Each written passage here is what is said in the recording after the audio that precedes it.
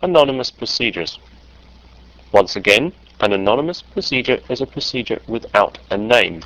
It is not stored in the database because it is a procedure which is used only once. In other words, it cannot be executed again. Here is a syntax diagram of the anonymous procedure syntax. Here we have a variable declaration section.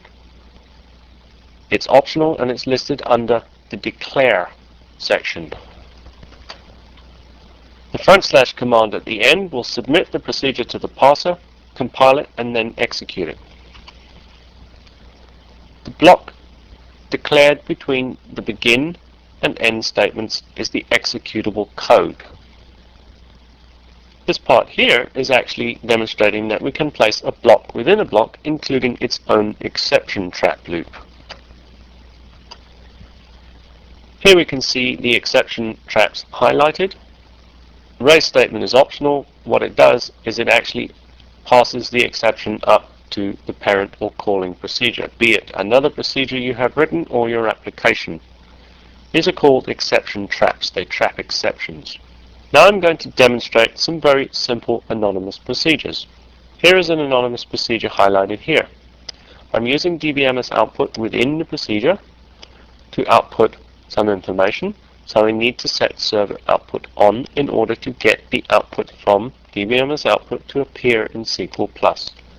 I'm going to copy this code, which is actually doing a for loop, counting from 1 to 10, and simply outputting where the count is. Here's the exception.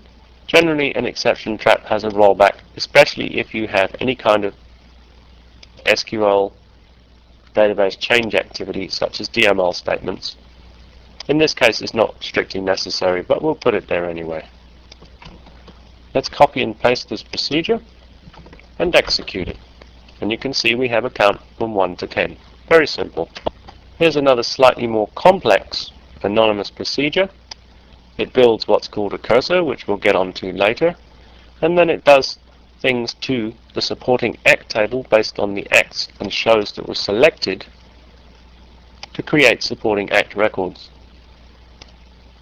This particular anonymous procedure is part of the schema scripts that we use to create the concepts schema database and all its data. Don't worry about that for now. I'm just showing you that it's a little bit more complex than simply something such as this.